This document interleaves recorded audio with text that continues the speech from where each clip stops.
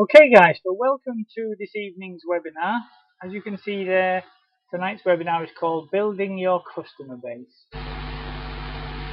Now I know we've got at least a couple of new people on board, so bear with me everyone else while I just introduce what this is all about.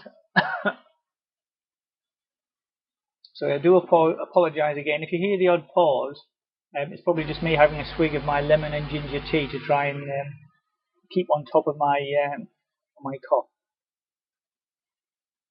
So I run a series of 8 webinars, one a week, every Wednesday night at 8 o'clock, covering various different bits of the business. I call it the Kleeneze Circle of Success.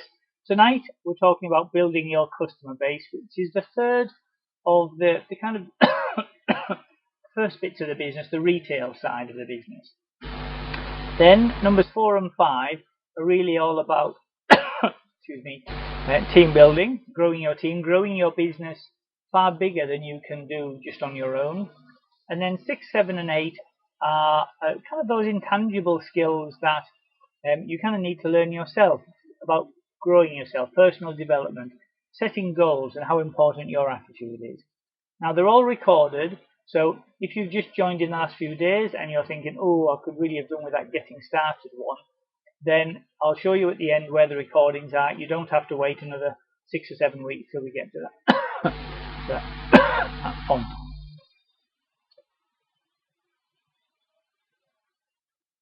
Okay, so tonight we're going to be covering what is a customer base. When I talk about a customer base, what am I talking about? I'm going to ask a bit about why do customers always order from you, and a bit about how to bond with your customers, building a bit of rapport, because the result of people ordering from you and you building a bit of rapport with them is a base of loyal customers who order from you over and over again. So, just to give me a bit of an idea, those of you, I know some of you guys have only just joined, literally, in Hannah's case today, but those of you who have been in the business a little while, can you tell me approximately how many customers you have? So these are people who order from you regularly, or at least have ordered from you in the last 3 to 6 months, let's say. So Jim, 80 customers there. Any advance on 80? Anybody else got more than 80?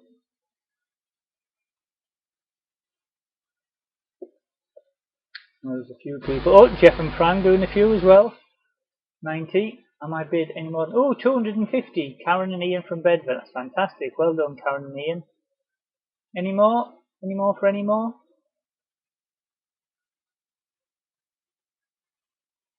I know Leslie does quite a lot. Sue, 500 in Suffolk.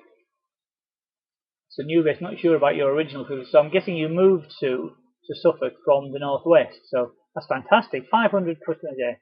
So that's a great example. When you first start in the business, you start off the same as everybody else with 0 customers, and you can build it up to be as big as you want to. And that's what I'm going to tell you about. So I'm going to talk about your customer base in 2 different areas. So the catalogue side and the Facebook side. Facebook is the kind of the main area where the online selling is happening. So from the catalogue point of view, when you first start off, month 1, you've got 0 customers. Maybe your mum, you might have 1 customer. Your mum might have said she'd order from you. I think that was the case for me. Excuse me. But each week, as long as you deliver your catalogues, and we always say a minimum of 200 catalogues a week to houses near where you live, then what you'll find is some of those people will order from you. And it could be that maybe you'll get 20 orders from new customers. Might be more, might be less, but let's just use 20 as a figure to give us an idea of how it can grow. So if you're doing that every week, at the end of a month, you've done that 4 times, so you've now got 80 customers. That's not bad. So then you go back to the beginning and you deliver your catalogues back to the same houses that you delivered to a month earlier. And of the catalogues that you're delivering, if you're still doing your 200 a week, maybe what you'll find is you're delivering 20 to those people that ordered from you this time last month, plus 180 to other houses. Now, it might be mostly the same houses that you delivered to this time last month, There might be a few different ones because some people will have said, oh, not for me, thank you, and you'll have crossed them off your list. And what you'll find is that some of the people that didn't order from you last time will order this time. And that's for all sorts of different reasons. Maybe they were busy last time, maybe they didn't have time to have a look at it, maybe the partner put the catalogue to one side and then put it out before somebody else had had a chance to have a look at it. All sorts of different reasons. So you'll find you get some more customers the second time around. So maybe you get 10 different customers when you go round in month 2. And again, you do that each week for 4 weeks, another 200 catalogues. So at the end of the second month, beginning of the third month, you've now got 120 customers. So then, each week again, you're delivering 200 catalogues to the same houses you delivered the first time, more or less. But this time, 30 of them are customers, and 170 are people who haven't ordered from you yet. And again, you will find people from those 170 will order from you this time because they're starting to recognize you. They realize you're going to be reliable, and so they start ordering. Again, do that each week for the next month. You've then got 160 customers. Each week in the fourth month, you're delivering 40 of your 200 catalogues to customers, 160 to people that don't order. Again, you'll get some more orders from those people that didn't order. And you can continue doing that for as long as you want. In the last webinar but one, we said you continue delivering to houses even if they're not ordering from you for about 6 months is what I recommend. You will still get people order from you in the 4th month and the 5th month that didn't order from you the first few times around. So do it for 6 months, and then people that are not ordering from you, then you can cross those off, and then obviously you're then kind of based on a customer base, and so on. So you can continue to grow that customer base. And what happens is you cross off people that say they don't want a catalogue, so obviously you're starting to become a bit more efficient there. As I said, after 6 deliveries, cross off people that don't order. And my recommendation is to you at the beginning, even if you're not getting enough orders to maybe get free delivery, it's worth putting in an order every week. I've said there, if necessary, pay the delivery charge, but with the dropship option now, you can put in an order for just £50 or more and get free delivery. But the advantage of doing this is that your customers really appreciate prompt delivery. So if you're struggling to get orders at the beginning, maybe if you're not having enough time to put all your catalogues out, or you're not getting as many orders, everyone starts off a little bit below average, gradually builds it up. But your customers will really appreciate the fact that you got the order to them within a week, rather than waiting 2 or 3 weeks and then putting an order in at the end just to save yourself a few pounds. So definitely worth trying to place an order every week when you start off. Speak to your sponsor, they'll kind of give you a bit more guidance on that. But depending on how much you want to earn from your own retail, by month, however many months this might be, 6, 7, 8 months, a year, you can get to the point where you've got 800 customers, maybe every week. Instead of delivering to houses that haven't ordered from you yet, you're delivering 200 catalogues to people who've ordered from you in the past. And this is what we call being on a customer base. You're mainly delivering or only delivering to existing customers.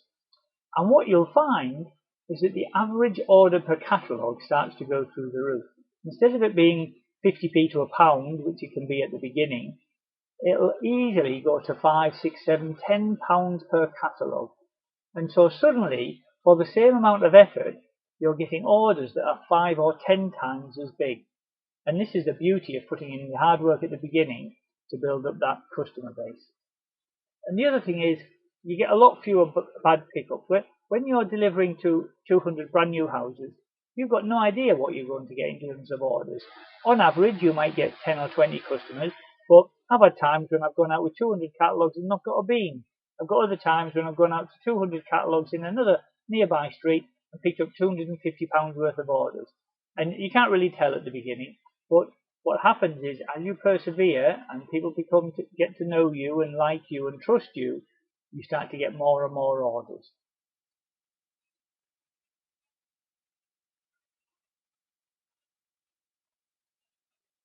So, one of the reasons that you might ask, especially on the catalogue side, is why do customers order from you? So, a quick question. Can I just ask everybody, before you joined the business, whether it was just a day or two ago in Hannah's case, or whether you've been in the business for a lot longer, and had you heard of Kleeneze before you kind of joined the business, before you saw the advert? Yep, Jeff and Fran had. Yeah, lots and lots of people had. Tasha, Sam, fantastic. I certainly had as well. I remember my mum getting it and my wife ordered it. Oh, Amanda hadn't. That's okay. Not everybody in the country has, but lots of people have. So hopefully you'll get that idea. So the reason that people buy from you at the beginning, when they see the catalogue come through, is that Kleeneze is a known and trusted brand. It's a British company established in 1923. So we've been running now for well over 90 years. So when they see the catalogue, initially they've got no idea who you are, but they know that you're from Kleeneze. Maybe their parents had it, maybe they've had one recently and they've ordered, and now that the distributor stopped delivering to them, so they're really pleased to see you again. So they will buy from you even when they've never met you. But what happens then? Once you deliver their orders, and you're polite and friendly and reliable and helpful, they start to get to know you and like you. And there's a change in their behaviour then. At that point, customers buy from you rather than from Kleeneze. And that's a really important thing. And that happens for all sorts of different reasons. But the big thing that you'll find is people then, rather than thinking, I don't need anything this month, they'll thinking, oh, I wonder what I can buy. And they'll start looking for things to buy rather than thinking, oh, well, I don't need anything. Because they look forward to seeing you. You start to get to know your customers really well. So how can you reinforce all of this getting to know you, as it were? Well, there's a number of things that you can do, and they come under the umbrella of customer bonding. It's basically building a bit of rapport with your customers. So, another question for you all. What would you say is everybody's favourite word? Any guesses?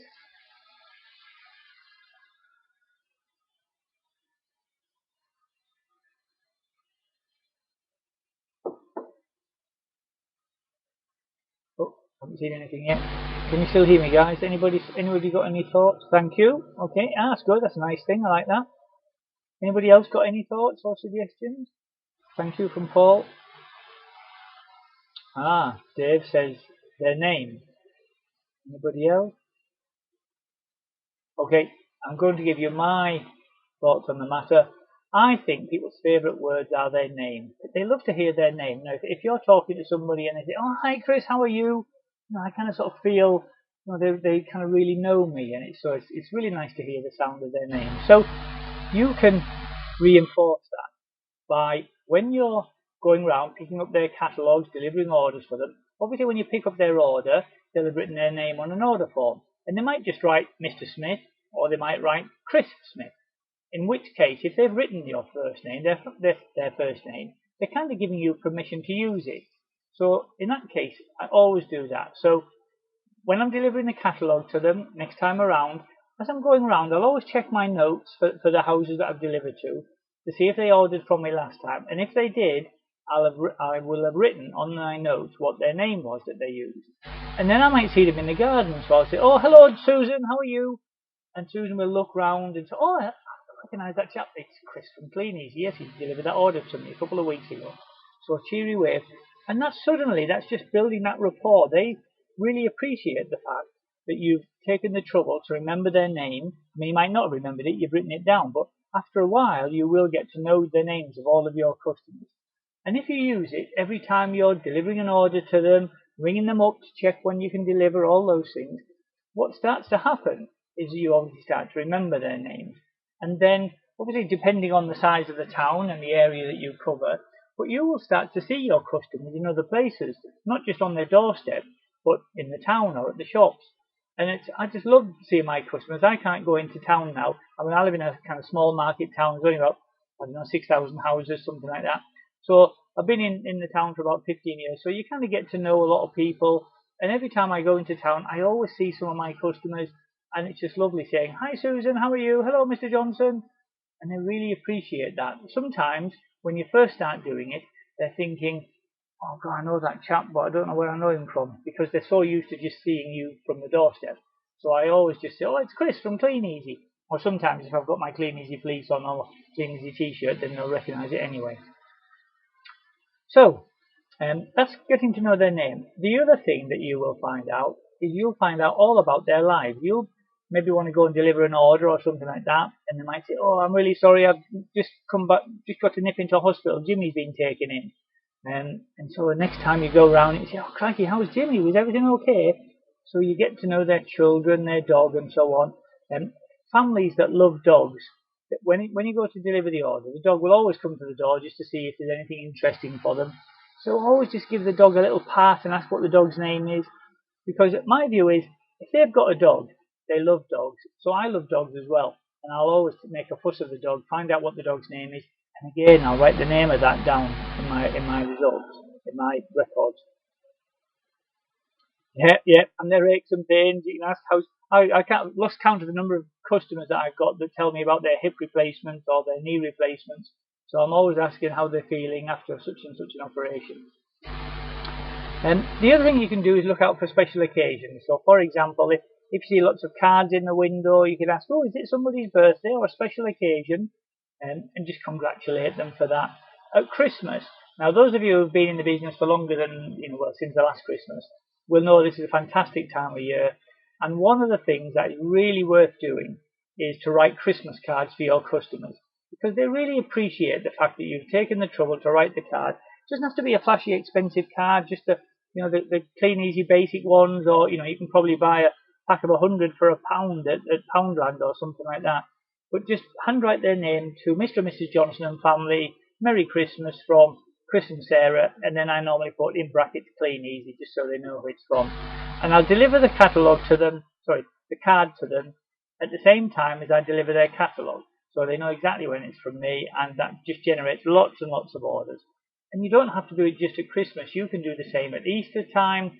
A couple of years ago, it was the company's 90th anniversary, so Sarah, my wife, made these little biscuits with a little 90 on, and we just delivered those to all of our customers in with their catalogues, and that was just amazing. We got so many. That was around kind of early summer, springtime as well. We got so many orders that time. It was fantastic. Okay. So that's the catalogue side. Now that's a little bit different, obviously, because usually with the catalogue side, you're doing a lot of going to your customers, delivering their catalogues, collecting it back, delivering their orders to them, and so on. On Facebook, it just works a little bit differently. But the principles are exactly the same.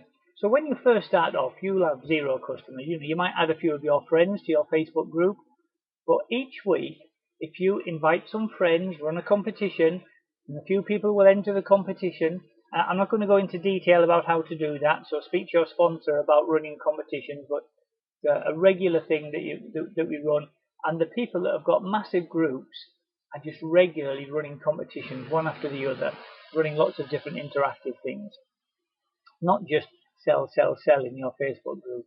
So, after a week or two, maybe you've got 1,000 members in there. Now, they're not all going to order from you. If it's a competition and friends have just added their friends, a lot of them, either they won't even realise why they've been added to a group, or at this stage, they won't yet know what the group's all about. So you might still get, just a few orders there, 10 orders, let's say, from some of the new customers, if I want. But then the second month, if you're running your competitions regularly and you're asking your friends to add their friends, then again, you might find over the next few weeks, you get more and more people added, so you could get to the point where you've got 2,000 in your group. And maybe you'll get another 10 orders from different customers this time. Again, as you're adding new people to it, you will always find a few new customers that haven't been in before, and they see some different things. Fantastic, Helen. That's good to hear. So there's a great example there. Helen's running competition, doing really well.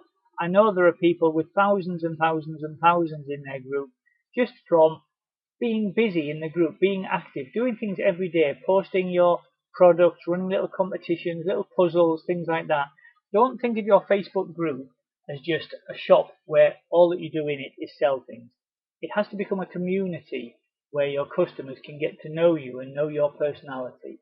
So you can continue with that, running more competitions. After a while you'll have 3,000, then 4,000, and the more people you've got in there, as long as you engage with them all, the more orders you're going to get.